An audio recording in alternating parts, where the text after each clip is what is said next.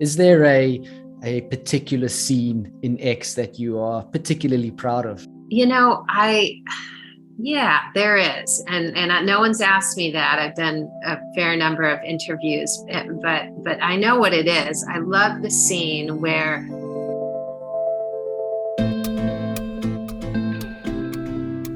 Hi there, everyone, and welcome to Den of Horror. Today, I'm so happy to share with you the third part of a fascinating conversation that I had with the talented makeup and prosthetics designer, Sarah Rubano. In case you haven't seen the previous episodes, Sarah headed up the makeup and prosthetic departments on movies such as Avatar: The Way of Water, as well as the upcoming sequel. She also applied her talents to Ty West's super cool horror movie X. And in today's episode, she breaks down her favorite scene in that film, as well as speaks a little bit about the film's prequel Pearl, and she also gives us a touching insight into her close collaboration and friendship with Mia Goth, the film's star and actress. Hope you enjoy.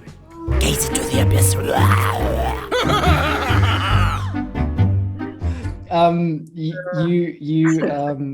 I know that you're about to go back into the X universe, and you're going to go and work on the third movie. I don't know if I'm allowed to say anything about that, but is that right? You're going to go and work on Maxine now, which is the third in the series, right? Yeah.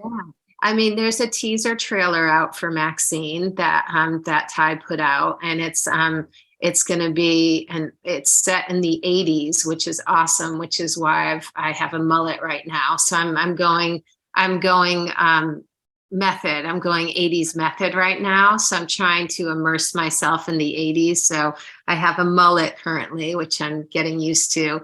But yeah, so yeah, I'm just about to dive into that. It's we're shooting in LA, and it's a 7-week shoot, and we start pretty soon. So yeah, super excited to dive back in with Ty and our producers and our actress, of course, Mia Goth. Awesome. And by the way, Sarah, you rocking the mullet look, I just got to say. So Thank you. Talking about just sticking with X. I mean, X is good on so many levels. You mentioned the look, the sort of retro feel. The sound was great. I mean, we don't even have to talk about the directing. That was great. The script was wonderful. One of the aspects, and from a horror perspective, it's not often mentioned, but the performances were great, and not just the lead performance, but all of the performances were really awesome. And you were talking about Mia. X probably made Mia Goth a star, right? It sort of really put her on the map in a big way. I was wondering, from a makeup perspective, is there a discussion that happens with you and the actor, and does the actor, their ideas about their performance, does it influence and impact your work and the work that you're going to actually do on them? Is there that sort of a process? Yeah, I mean, we are just such a cohesive collaboration when we're developing, when we're testing, and all the way through shooting. And so, Mia and I worked very closely together all through that pocket of time. And of course, under the direction of Ty, because he is, he is at the helm. But there are all kinds of little intricacies that we work out in the makeup chair, like and ideas that we'll present to Ty, or he'll present something to us, and we'll talk through and we'll test things. But yeah, every little detail is discussed and worked out and tested. And so for Mia, we were flicking between working, between making her up as Maxine and all that was involved there. And then, the next day making her up as Pearl, and then, everything that was involved there, which was extensive. And so flicking back and forth between those two roles, and then the creative and, the requirements attached to each was complex, to say the least. And though, the development of all those intricacies, she would say, hey, this is how I'm going to hold myself, so then we would maybe, feature more of one shoulder. And so, maybe we would put like, okay, so then, if the collar was going to be more exposed on this side, maybe we'll do more age spots here. So there's all kinds of subtleties like that, that play into, what she's going to do, how we can highlight the makeup and what we want to convey. And yeah, so it's a constant development of all of that. If she's holding her head down a lot as, the Pearl character, well, then maybe her hair's not out for that sequence. Maybe it's kind of in a loose bun so we don't lose her face unless we wanted to, So, it's working out, what she's going to do in the scene and then how we can support visually and creatively, if that makes sense. Totally. Am I right? Was Pearl and X sort of shot back to back, or? Yeah. So we had we wrapped X, which was, where are we? 2023. So we wrapped X, I think it was like March or April 21. And then 3 weeks later, we were shooting Pearl. So it was a real quick, reset and then into, Technicolor. Right. Yeah. Did that present quite a challenge? Because X is obviously set in the 70s. Pearl is set before that, as far as the actual time period goes. What sort of a challenge did that present? I actually felt that, no, I felt it was actually helpful we were exhausted after finishing X because we were doing very long days. And it was a very challenging, shoot physically and mentally, but we were in the zone. And 3 weeks later, we were still in the zone, and we were also just synced in as a crew. And my connection with Mia was very strong. So we just flowed right from one into the next. And we were able to, embrace and experience all that was X. And then we were able to flush that out. And then, okay, now we're looking at this. And then just immerse into that and lean into that next chapter. And so actually, I think it was beneficial because we were still just in the flow. I really want to ask you this next question. What is it like working with Mia Goth so closely? She is awesome. She is such a pro, and she is so committed to her craft.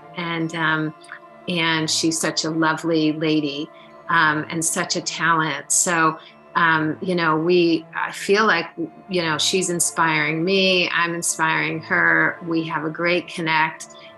So, she's become a dear friend of mine, and I love her to bits.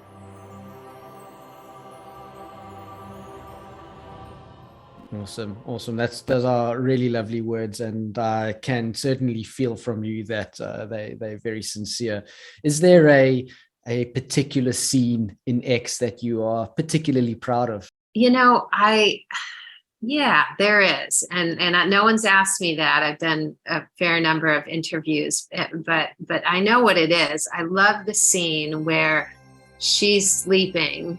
Mia, Maxine, is sleeping. And old lady Pearl comes into the room and undresses and gets in bed. And then I love that moment where Mia turns around in bed thinking it's Wayne and opens her eyes, groggily opens her eyes, and clocks that it's old lady Pearl, this crazy old lady, and just And I love that because in that movie, I feel like, Maxine, like her freckles, she looks beautiful laying there. She looks, it's gorgeous, like the Maxine presentation. But I also love what we see of Pearl, and then the way that it's shot and the way that it was, basically just spliced together. to make work. But it's a presentation of two characters that I'm proud of, and just kind of a cool, fun scene. So yeah, that one I love. That scene I love. Awesome. Yeah, great movie, and congratulations on that film. Really special movie. It's a big group effort, that's for sure. It always is. Yeah, I can imagine. I mean, it sounds like you got really close with obviously with Mia, and I'm sure with other people on the movie too, and I'm sure on a lot of other movies you've developed these really close relationships. What's it like for you to have this process of moving from one project to the other? Do you sort of get used to, I won't say cutting relationships off, but sort of understanding this finite quality that they have? Yeah, I mean, I think you have to be, in this business, you have to be really adaptable, because even though you may have a film that's similar content, it's like there's always circumstances and scenarios and components that are vastly different. So everything is uniquely its own.